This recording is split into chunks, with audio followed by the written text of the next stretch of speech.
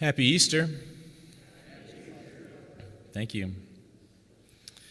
We hear in the first reading today from the Acts of the Apostles, and we know that the disciples are in fear because Saul has just arrived in Jerusalem, and he's stating that he's had a conversion and wants to join the disciples, but they're fearful.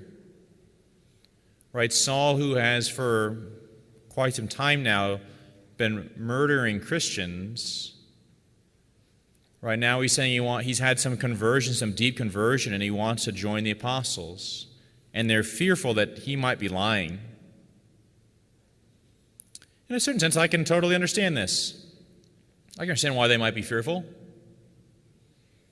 Right? It also, it probably reminds us a little bit of what we read on the first couple weeks of the Easter season, when the apostles were in the upper room because they were fearful both of the Jews, but probably also of Jesus. Right? There's a lot of fear in the first several years of the resurrection. Right? The apostles are in the upper room, and Jesus comes and stands before them, and right, all but one of them, there's 11 there, all but one of them remain faithful. That means 10 of them said, Lord, we would never betray you. We will always love you. We will always support you. And then as soon as times got tough, they had totally abandoned the Lord. I can understand that. I can understand why they would be fearful of Jesus. I can understand why they'd be fearful of Saul. Because I think that they know what it would be like, what would happen if Saul is actually lying. But again, we know that they weren't actually at the crucifixion, most of them. 10 of them were not at the crucifixion, and 10 of them were not at the crucifixion scene. So how did they know? Right, we hear on Easter morning that Mary Magdalene and a few other Marys also went to the tomb, and they only find the burial cloth of Jesus. We also hear they go back and they tell Peter and John, and they run to the tomb, but because John's just a little bit younger than Peter, he beats in there, but because Peter's the Pope, he waits for him outside, and they go in and they just see the burial cloth. I'm guessing that they probably took the burial cloth. And it's probably pretty obvious looking at the burial cloth as to what happened. Right, so when they see Saul coming now, they know, if I say yes to him and he's lying, I know what it's going to look like. Well, I know what my burial cloth will look like, and it will not be pleasant. I don't know if you've ever heard of the burial cloth of Jesus. It's called the Shroud of Turin, and I want to show it to you this morning. I need just one volunteer of like a junior high or high school kid, or a wife who's willing to offer their willing or unwilling husband. Just one volunteer.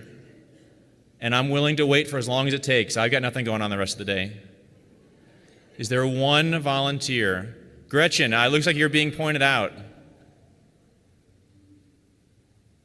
Someone? Just one person. Seriously, no one's willing to offer. Okay, we'll just wait. Okay, here we go. All right. Servers, can you come up here?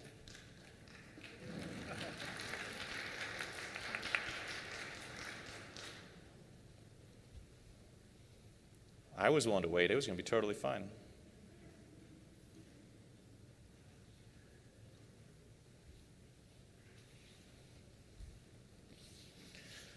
Just take that and stretch it down to the end there. You stand in the center. Now stretch it out so they can see it. There you go. All right, don't fall off either. So this is a replica of the burial cloth of Jesus. We actually have this cloth still. People on the side, I'm sorry, there's not a whole lot I can do to change the structure of the church. So this is what the burial cloth looked like. We still have this cloth. Now, I just want to point out a couple of things as we start here. You'll see these kind of like these patches here that look different. That's not blood. That's actually in the 1500s, some sisters had this, and they had it folded up in such a way that the face was just seen. and the way it was folded like a triangle, and the way it caught on fire because they're sisters and they weren't paying attention. And so they then went through and tried to repair it. So obviously the cloth is dated differently depending on what year it was put on. So that was in the 1530 or so when they did that. I hope you go home also and Google this. Some of the things you'll first see are major controversies over the cloth itself. In the late 80s, the church allowed some scientists to take some particles of the shroud and to test it to see what they found, to carbon date it and whatnot. And they found that they claimed that the cloth was only was made in 1500. So they quite obviously went to the one spots that were patched, and that's what they did the test on. They're like, see, it's proved fake. And it's like, we know that it existed before the 1500s. Anyway, scientists are amazing in many ways. Anyway, so we have this body here, and we can see some interesting things. So this is the face here. Jesus would have laid here, and the cloth would have been folded over. So you see the back of his head. We can also see what looks like a crown on there, or at least some pointing things on his head. We can see some slashes on his back. As they would have scourged people at that time, they would have tied them to a block on the ground, and then just like that, and then two guys standing at an angle would have been whipping the guy. So it makes sense that they're at an angle, right?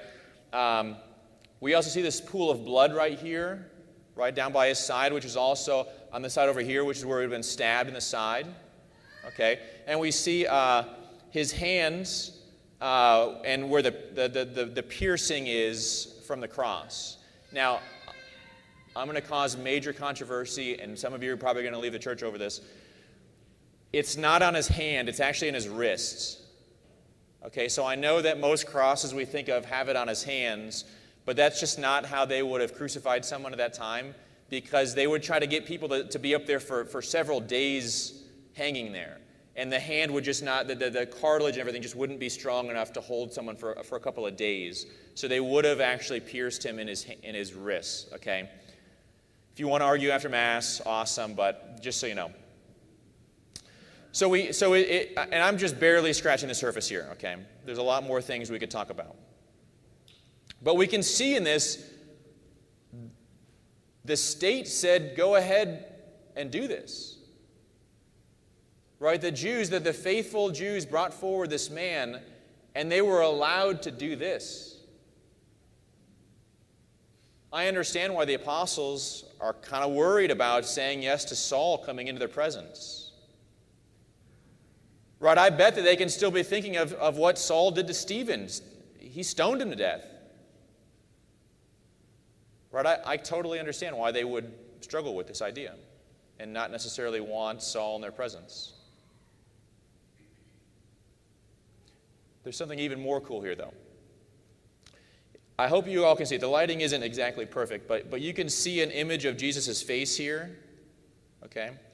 But it's not the same type of image where the blood stains are. It's more like a negative of a photo.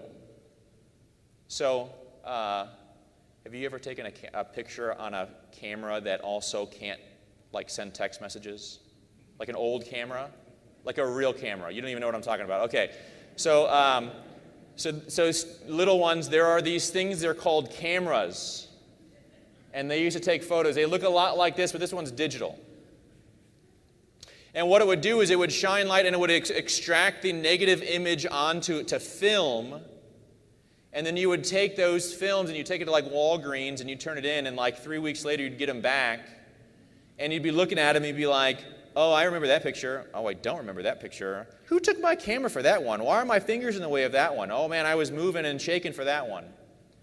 Right, but how a photo used to be taken, not with pixels, but it would take a negative image of the thing you took, and then it would place the positive onto something. So this is a negative image. So even if we say that this thing was invented in the 1500s, photography was not invented until the mid-1800s. So they wouldn't even have the technology to do this in the 1500s.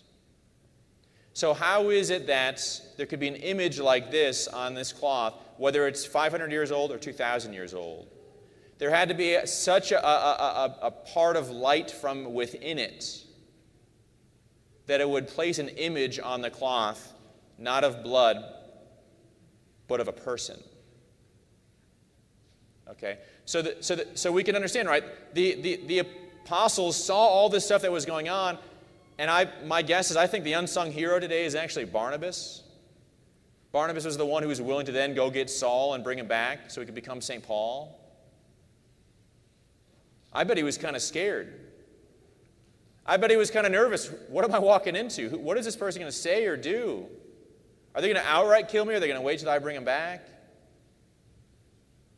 I think Barnabas had an understanding of this image right here. I want to show you one more thing.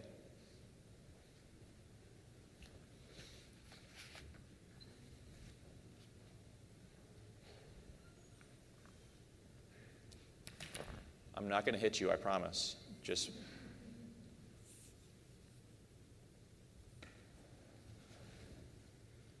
Okay, let go. Yep, let go. Okay, I want you to grab this here.